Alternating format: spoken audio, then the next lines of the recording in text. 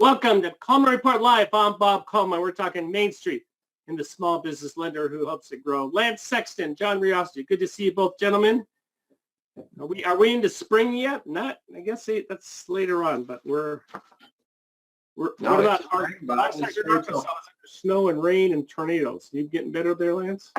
It is raining and 60 today. It's supposed to be 75 tomorrow, and it's supposed to be spring to me. It's supposed to be 32 on Thursday. Since I'm updating the weather, I heard the cherry blossoms are out, John.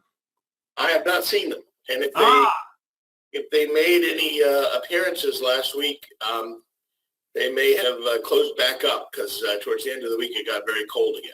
Yeah, I've been there during that, and that is pretty awesome. It is awesome. Hey, Mr. Riosti, you wrote an article about Community Advantage. What are you talking about?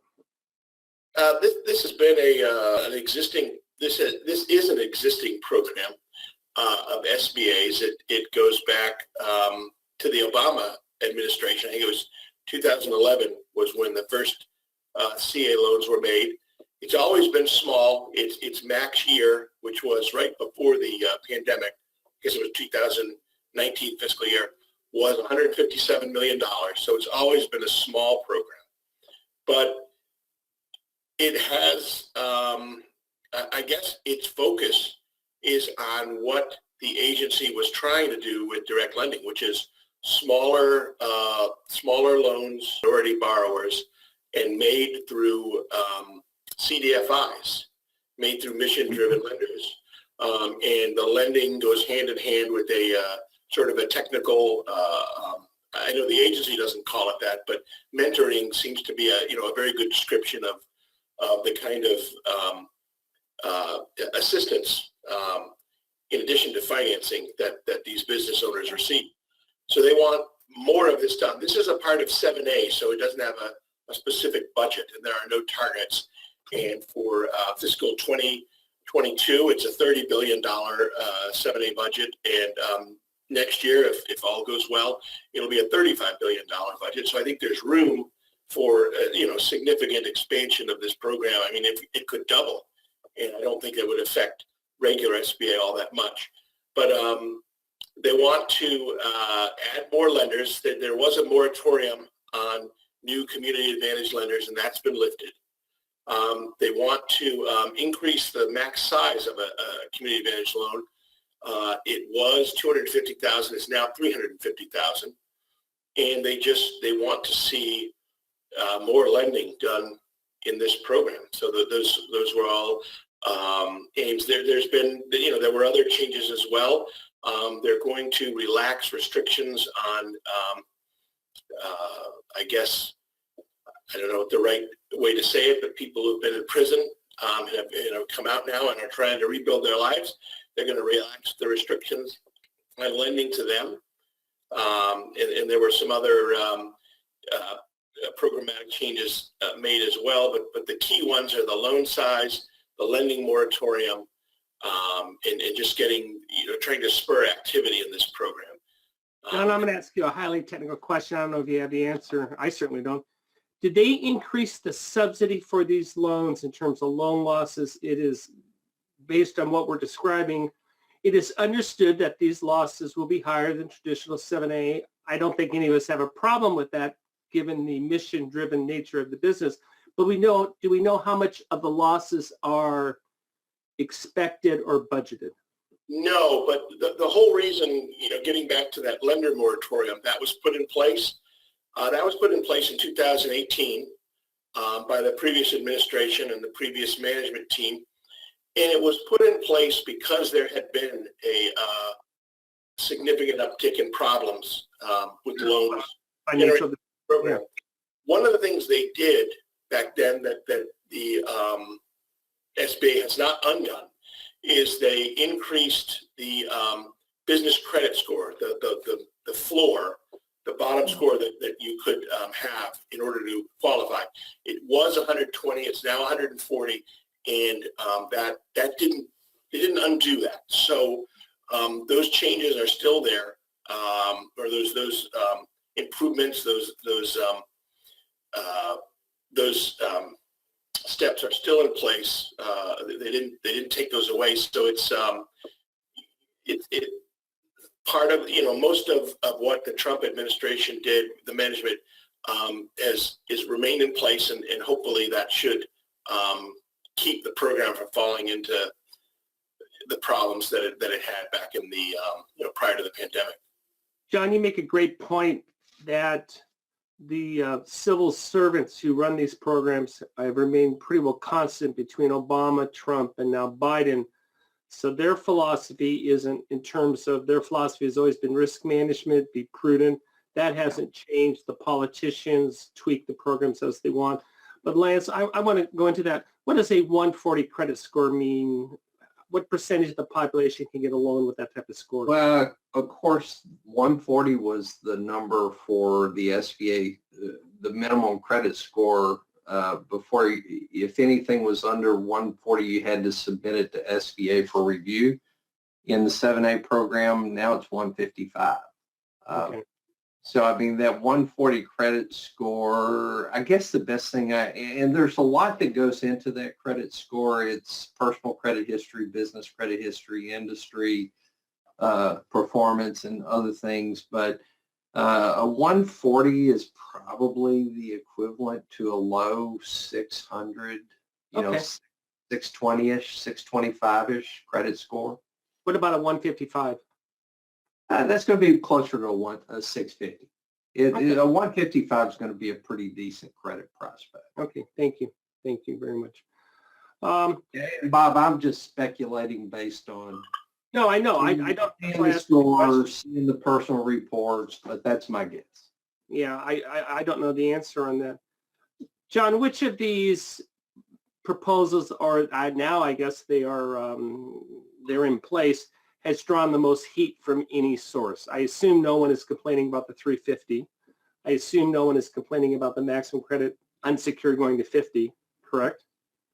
No one is really complaining about these, this direction that SBA has taken. No one is opposed to expanding access to credit for Right.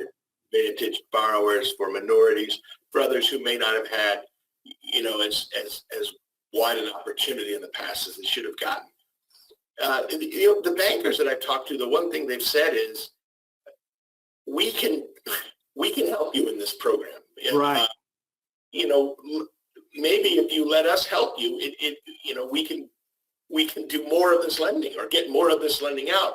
But as things stand, the program prior to these changes and certainly after these changes, because they didn't alter this part of it, is closed to depository banks and credit unions, even if they're CDFIs. So, even if you just were to restrict it to CDFI banks, there aren't a lot of CDFI banks, but there's a fair number, and a lot of them are very capable, mission-driven lenders, as much or more so than the non-depository CDFIs. But they're not going to be part of this. So that's really the sentiment I get from banks. They certainly don't begrudge or oppose these steps. They're in favor of as much access as possible, and they'd like to help. But right now they can't help directly, but there are significant indirect support that they provide, and hopefully will continue to provide in the form of a lot of references. A lot of people who get CDFI loans are referred by banks, and banks provide a tremendous amount of support to the CDFIs themselves, financial and otherwise, because they can get CRA credit. So banks play a big role in this program, even though they can't lend under the program. I could absolutely see banks being a big referral source for the CDFIs and the Community Advantage program.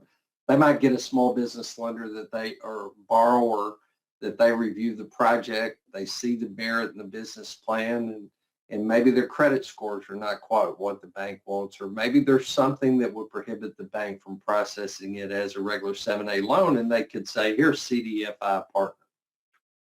See if you can run this as a Community Advantage loan. John, you mentioned the criminal history lifting or taking a new look at that. Has that been approved or is that implemented now in Community Advantage, or are they talking about it?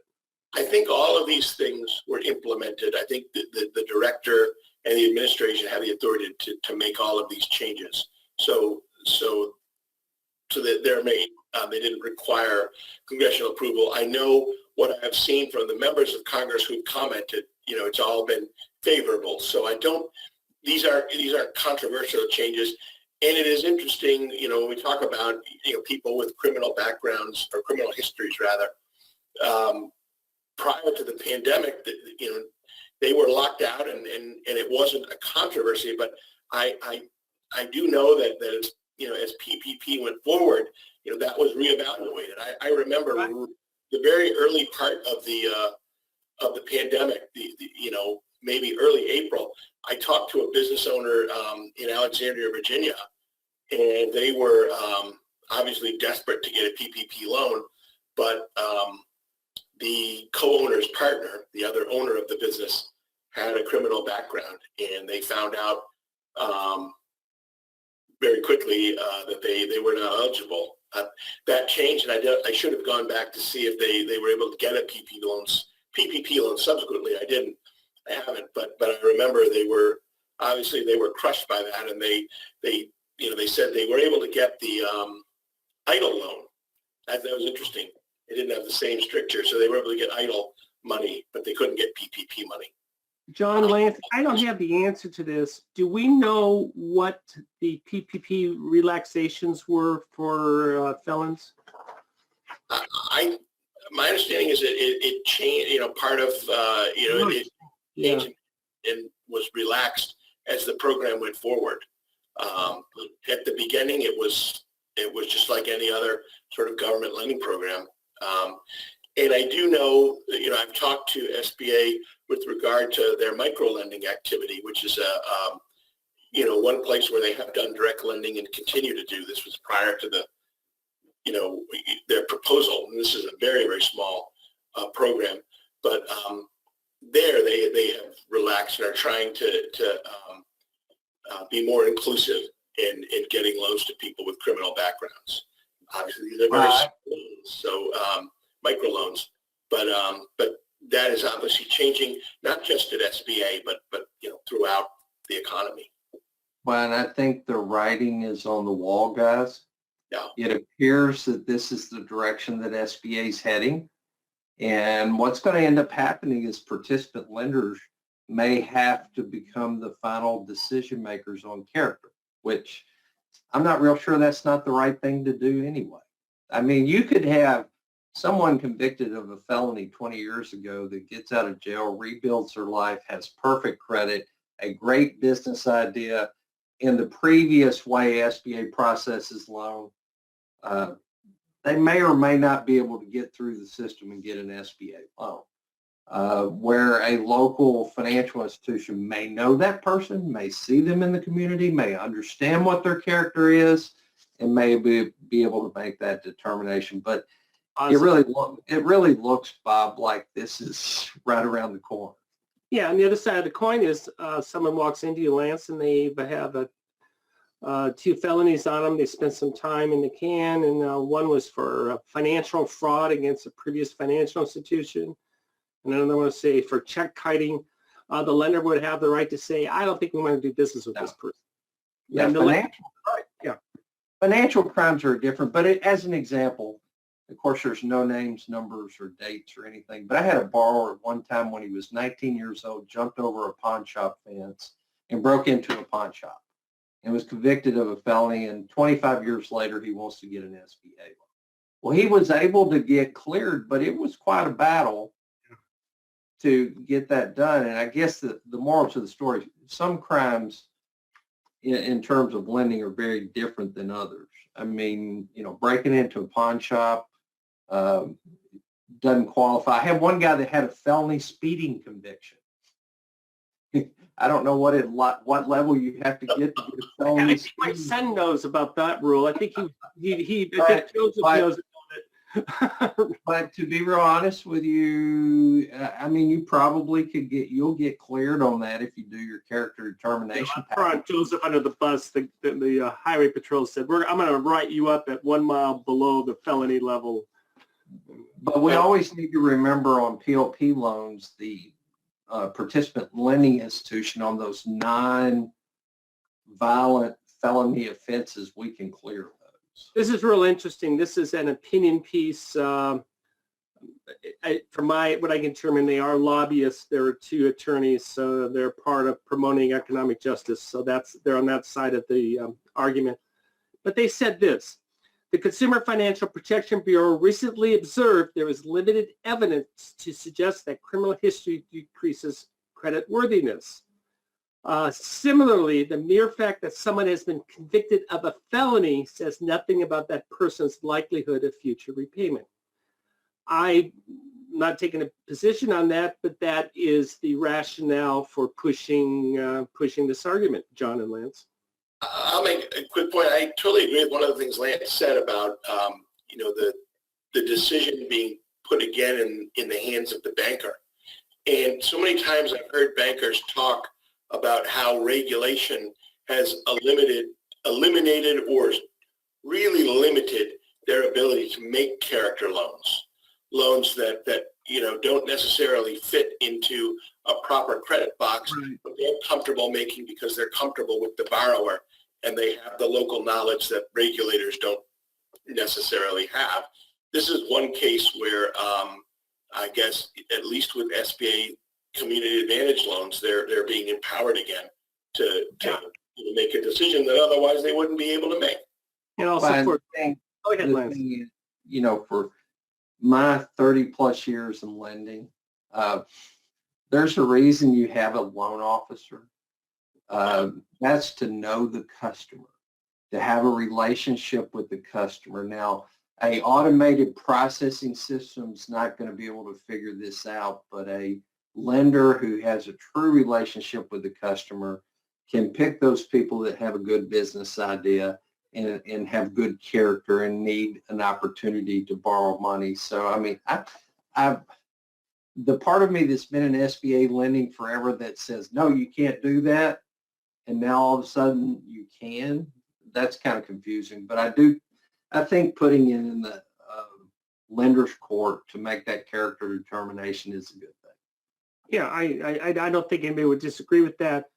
It's the in your footprint, the merchant who opens up the shop at 7 a.m. and stays till 7 p.m. and pays the vendors on time and has a great local reputation.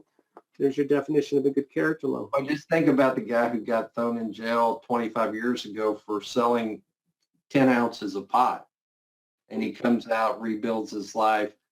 He may have perfect character, a great business plan, and deserve an opportunity at a small business loan. Yeah, but the takeaway on this is right now the lender, you don't have to, the lender has the say on whether to do business with this person or not. This isn't saying you have to do this. It's saying you now have the right to do that. Very good. John, what else are we working on, John? I'm looking at the announcement SBA made Friday. It's not groundbreaking. They gave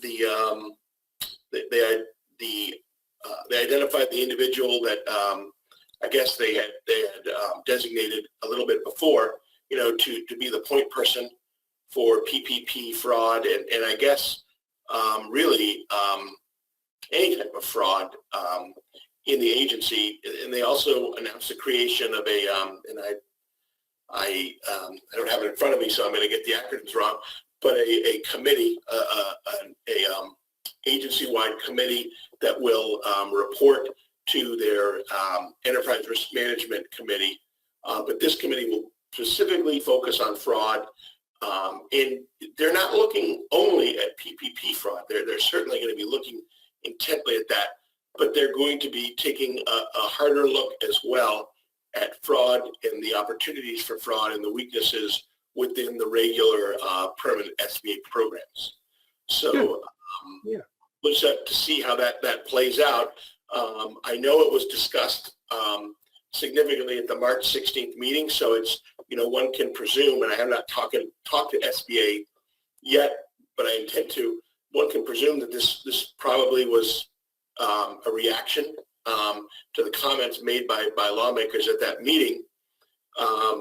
So they wanted to and I don't mean this in a cosmetic way, but they certainly wanted to be responsive and appear responsive to what Congress said on an important issue. I was a little surprised that it's a committee that's now 2 levels away from the administrator. I know this is an important issue, but as I saw in the press release, this agency-wide committee that's going to have all the resources of SBA behind it will report to another committee, an existing committee that deals with risk management, and then there's the obviously the administrator is on top of all of that. So there's still some distance between the administrator and these changes that are being implemented. On the other hand, the administrator is a political appointee, Right. And they're going to be working just like you mentioned, Bob. There's a permanent staff in there that people are going to be here 5 years from now, potentially when there's a new administrator, and focusing on the problem. So that's not necessarily a bad thing, but it is worth noting that there is. That risk management committee is career people who, and we've all met them, and they do have the best interest of lenders and borrowers and the government money at heart. They really do. I think Absolutely. Yeah.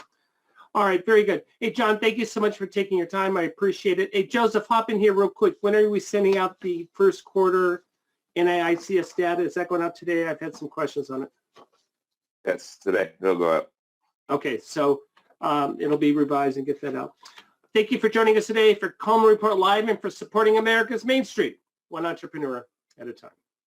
Have a good afternoon.